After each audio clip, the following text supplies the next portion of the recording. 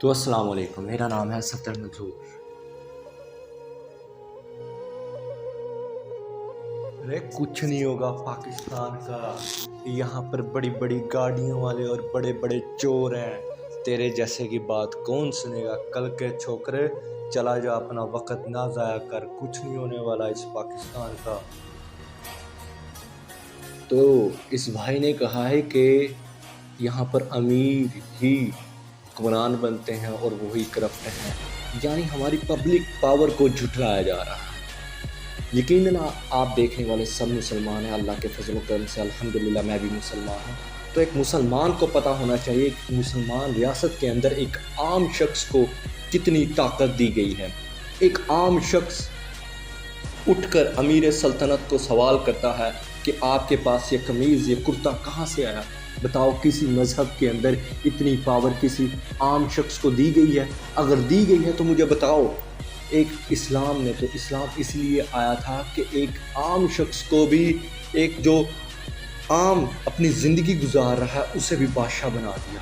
کسی مذہب میں آپ مجھے دکھائیں کہ ایک عام شخص اٹھ کر امیر سلطنت کو کہہ رہا ہے کہ آپ کے پاس یہ قمیض کہاں سے آئی ہے؟ تو ایسے سوالات، تو ایسے لوگوں کی سوچ سے مجھے بہت ہی تکلیف ہوتی ہے کہ آپ لوگ یہ سوچتے ہیں کہ ایک نارمل شخص، ایک غریب شخص اٹھ ہی نہیں سکتا، ایک غریب شخص کی یہ سوچ پیدا ہی نہ کرو کہ وہ حکمرانی نہ کرے۔ عجیب لوگ ہیں، عجیب سوچ ہے، سوچ کو بدلنا ہوگا ہم نے۔ ایک پبلک پاور بہت بڑی پاور ہوتی ہے، وہ بڑے بڑے پہاڑ گرا سکتی ہے، وہ بڑے بڑے طوفانوں کو روک سکتی ہے۔ تو یہ حکومت کا بدلنا، لوگوں کے اچھے لانا، تو یہ آپ کے لیے کیا کام ہے؟ آپ نے تو صرف اپنی رائے دینی ہے، رائے کی بنیاد پر، ووٹ کی بنیاد پر آپ نے اچھے لوگوں کا انتخاب کرنا ہے۔ نہ ایسی باتیں کر، مارا جائے گا، تیری طرح کے پتہ نہیں کتنے ہیں یہاں پر مارے گئے ہیں، تو بھی مارا جائے گا، نہ ایسے کر، چلا جا۔ تو ماشاءاللہ اس بھائی نے کہہ دیا کہ مارے جاؤ، مارے جائیں۔ قرآن کے اندر جب اللہ پاک نے ہمیں دو چیزوں کا وعدہ کر دیا ہے، دعویٰ کر دیا ہے، یقین دلا دیا ہے کہ دو چیزیں میرے پاس ہیں، ایک تو عزت، ایک تو موت، تو پھر مجھے کس چیز کا ڈر ہے؟ اگر میں مروں گا تو میں ایک اچھی موت مروں گا۔ بتاؤ، کیا کوئی دنیا میں ابھی تک کوئی زندہ رہا ہے؟ بڑے بڑے لوگ آئے ہیں، بڑے بڑے لیڈر آئے، بڑے بڑے حکمران آئے، کہاں گئے ہیں وہ؟ نیست و نبود ہو چکے لو۔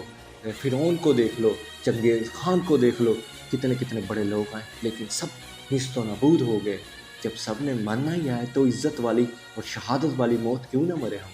تم میرے دوستو، یہ موت کا ڈراوا، یہ تو خیر اب ایک احمق سی بات ہے کہ مر جاؤ گے، حق کی بات کرنی ہے۔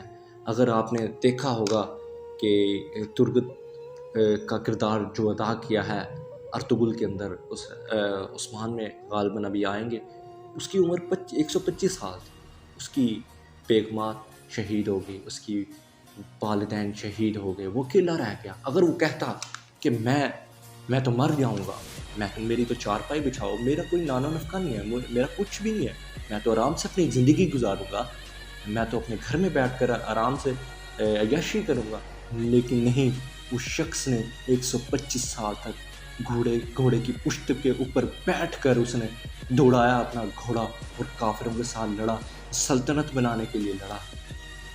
کیوں؟ شہادت تلاش کر رہا تھا، اور اپنی نسل کے لیے اس نے سوچا کہ ہماری نسل جو آگے آئے گی اس کے لیے ہم ایک ایسی زمین پیدا کر دیں گے، بنا دیں گے جہاں پر وہ آرام سے عبادات کر سکے، اسلام کے قوانین کے مطابق زندگی بسر کر سکیں۔ اسی جد و جہد کے اندر اس شخص نے اپنی زندگی بسر کی، آخر کار اس نے شہادت پی، اس کے حصے میں شہادت بھی نصیب آئی۔ تو یہ جذبہ یہ کہاں گیا ہے ہمارے پاس؟ آج کل ہمارے نوجوانوں کو کچھ پتہ ہی نہیں ہے، ہم سب ایسے کے ایسے ہی ہیں، ہمیں کچھ پتہ ہی نہیں ہے، سب کوئی کسی مصروفیات میں، کوئی پیسے کی مصروفیات میں، کوئی ناچ کھانے کی مصروفیات میں، کوئی کس مصروفیات میں، تحقیق کا مطالعہ اب رہا ہی نہیں ہے۔ ہاں، ہم گلی کوچوں چوراہوں میں بیٹھ کر صرف حکمرانوں کو گالیاں نکال سکتے ہیں جو ہمارے بس میں ہے۔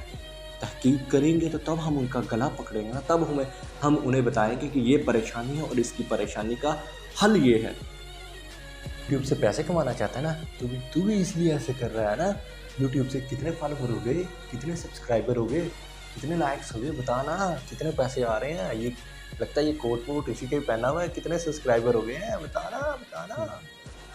تو اب اس بھائی نے کہا کہ آپ یوٹیوب سے پیسے کمانا چاہتے ہیں، جیسا کہ آج کل دنیا بڑے پیسے کما رہی ہے. تو خیر، نہ تو ابھی میرے اتنے سننے والے ہیں، نہ تو میرے کوئی دیکھنے والے ہیں، اور نہ ہی میرے پاس پیسے آ رہے ہیں. بس ایک تھوڑا سا جذبہ جوش ہے کہ کچھ کرنے کا یہ زندگی کے اندر، کیونکہ یہ ملک پاکستان تھوڑا سا اگر آپ مطالعہ کریں نا تو یہ سینکڑوں لوگوں کی قربانی سے نہیں آیا، یہ لاکھوں کو لوگوں کی قربانی سے آیا، ہمارے قائد کی قربانی سے آیا. جس قدر اس کے لیے قربانیاں دی گئی ہیں، شاید آپ مطالعہ تو کریں نا. پھر ہمارا اسلام جو بے تحاشا خطرے کے اندر ہے، اس کی بات کون کرے گا؟ حضرت بلال کو جب تپتے کوئلوں کے اوپر بچھایا گیا، انہوں نے ظلم سہے ہیں اس اسلام کے لیے. ان لوگوں نے قربانیاں دی ہیں. ہمارے صحابہ غزوات کے اندر، جنگوں کے اندر جا کر شہید ہوئے ہیں. کس کے لیے؟ اسلام کی اشاعت کے لیے. اور آج اور آپ اور ہم دیکھ لیں کتنا تجزیہ ہم کر رہے ہیں، کتنی ہم اس کی تگ و دو کر رہے ہیں. کہتے ہیں کہ جی نماز پڑھ لی ہے جی، صدقہ دے دیا تو اسلام ہے.